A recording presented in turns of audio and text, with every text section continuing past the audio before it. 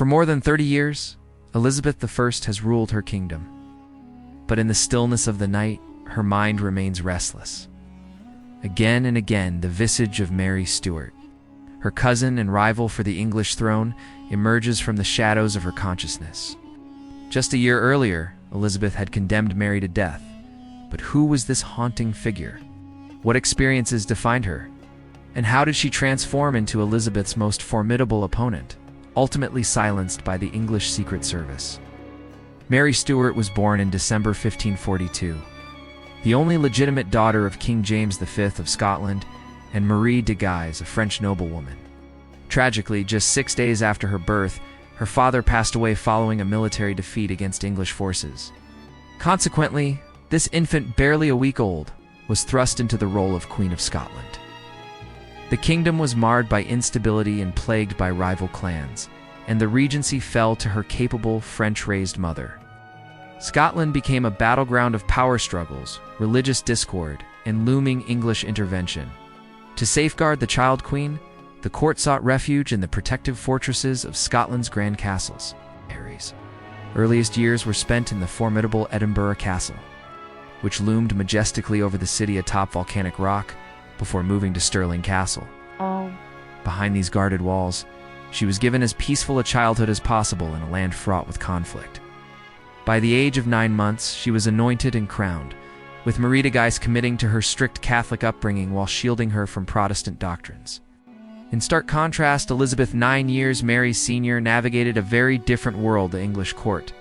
A Protestant stronghold forged in the wake of Henry VIII's break from Rome, where he declared himself the supreme head of the Church of England. From childhood, Mary and Elizabeth stood on opposing sides of a religious chasm that was reshaping Europe. Both were royal descendants, with bloodlines tracing back to Henry VII. Too many Catholics across the continent, Mary represented a more legitimate claim to the English throne than Elizabeth, Henry VIII's Protestant daughter. Thus, even before their paths crossed, a perilous rivalry began to take shape. To safeguard Mary's future, Marie de Guise made a pivotal decision. Mary would be sent to France, where she would be raised among the powerful Valois dynasty and eventually wed the French heir. In this foreign land, she was immersed in a vibrant culture rich with learning, etiquette, and refinement, far removed from the political strife of Scotland. Mary flourished in luxurious palaces along the Loire and in Paris. Enveloped in music and the sophistication of courtly life, at just 15 years old, she married the gentle and scholarly Francois, heir to the French throne. Following the death of Francois's father a year later, they ascended as King and Queen of France. In that fleeting moment of glory, Mary Stuart reigned over to realms young, educated, admired, and seemingly destined for greatness. However, tragedy would soon strike. Francois fell gravely ill and passed away after merely 2 years on the throne, leaving Mary as a widowed queen at just 17, devoid of an heir and without a place in the French court. With a heavy heart, she returned to Scotland, a kingdom she barely remembered. What she discovered upon her return was a Scotland transformed. Her mother had recently died, leaving a vacuum of power. Protestant nobles, emboldened by the Reformation and supported by England, were rising to prominence. Clan loyalties shifted, and civil discord simmered beneath the surface. Armed with French sophistication, but inexperienced with the brutal realities of Scottish politics, Mary confronted a court full of strangers, many of whom viewed her foreign upbringing and Catholic faith with deep suspicion. Lingering over her was the tense relationship with Elizabeth I before his death. King Henry II of France had proclaimed Mary the rightful Queen of England and Ireland. Although Mary chose not to assert this claim aggressively upon her return, its specter loomed large, further deepening Elizabeth's distrust. Although their correspondence remained polite, beneath the guise of civility lay rivalry, fear, and strategic maneuvering. Neither woman could overtly attack the other, yet neither could find peace. By 1564, after years of navigating the complexities of Scotland, Mary remained unmarried. Suitors from across Europe sought her hand, but she chose to marry Henry Stuart, Lord Darnley, a handsome yet arrogant cousin and Catholic. He was a great-grandson of Henry VII, making their offspring potential heirs to both Scotland and England. Their wedding in 1565 sent shockwaves through the political sphere. Protestant nobles feared a bolstered Catholic monarchy, while Mary's half-brother, James Stuart, who had served as regent, saw his authority imperiled and revolted.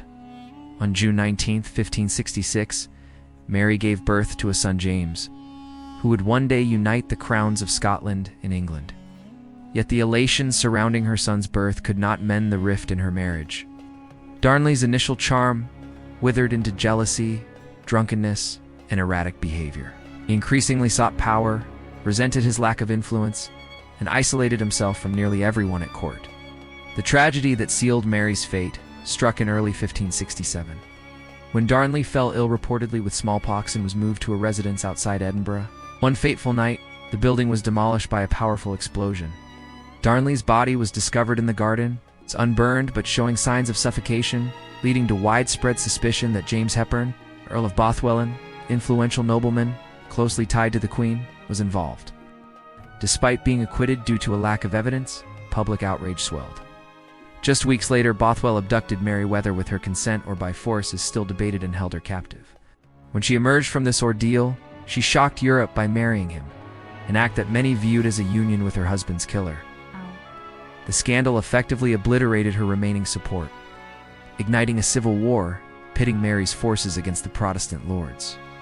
At Carberry Hill, facing overwhelming odds, Mary's army disintegrated. She surrendered, while Bothwell fled and ultimately met his end in a Danish prison. Imprisoned in Lochleven Castle, Mary endured additional hardships, including a miscarriage. Under immense pressure and facing threats of violence, she was forced to abdicate, leaving her infant son, James, to be crowned James VI of Scotland. Real power shifted back to her half-brother, James, Earl of Moray. Nevertheless, Mary refused to accept defeat. After nearly a year of confinement, she executed a daring escape, burgeoning an army of 6,000 loyalists in a desperate bid to reclaim her throne. But once again, she faced defeat and, believing she could find refuge, fled to England. Instead of sanctuary, Elizabeth perceived Mary as a formidable rival and placed her under stringent house arrest. For the next 19 years, Mary remained imprisoned, yet her ambition burned bright. She never relinquished her claim to the English crown, becoming a figurehead for many discontented Catholics throughout England and Europe, who saw her as the rightful queen poised to challenge Protestant rule. Elizabeth's spy master, Francis Walsingham, was acutely aware of Mary's enduring influence. He constructed a vast network of intelligence, intercepting letters encrypted in secret codes. For years, he sought evidence of Mary's participation in treasonous plots. In 1586, he found what he was looking for. A conspiracy had been unearthed to assassinate Elizabeth and place Mary on the throne. In a coded letter, Mary expressed her support for this treacherous plan. Walsingham intercepted the correspondence, deciphered its message, and laid the incriminating evidence before Elizabeth. Mary staunchly contended that the letter was fabricated, but her protestations were met with indifference. A new law stipulated that anyone who conspired or even merely seemed to conspire against the monarch would face execution. Mary was brought to trial for high treason. Although she defended herself with dignity, the verdict was a foregone conclusion. She was condemned to death. February 1587, Mary Stuart was executed. Officially, she was a traitor. However, many Catholics regarded her as a martyr, while Protestants saw her as a threat forever extinguished. Elizabeth herself expressed reservations, asserting that the execution had been conducted too hastily, yet the irrevocable act had already taken place. 16 years later, Elizabeth passed away without an heir. The crown transferred to Mary's son, James VI of Scotland, who became James I of England, the first monarch to unite both kingdoms under a single crown. With his ascension, the Tudor dynasty came to an end, and the lineage of Mary Stuart began its long reign. Mary's life was intricately woven with crowns, gained, lost, or denied.